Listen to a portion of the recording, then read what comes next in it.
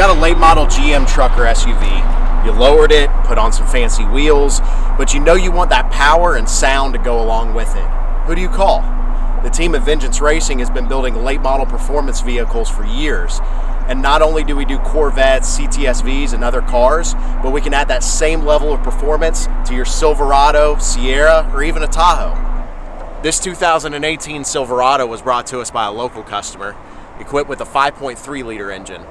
The customer was looking to make about 600 horsepower, but wanted it to still be friendly for a daily driven commute.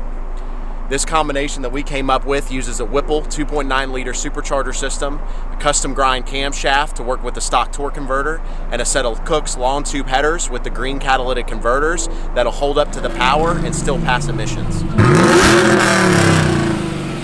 This setup runs on 93 octane pump gas and is perfect for a daily commute or to be able to run down the drag strip with the best of the late model performance cars. So whether you're looking to build a late model race truck or just trying to have some more fun on your commute to work, give us a call here at Vengeance Racing and we'll be happy to help in adding some more power to your truck or SUV.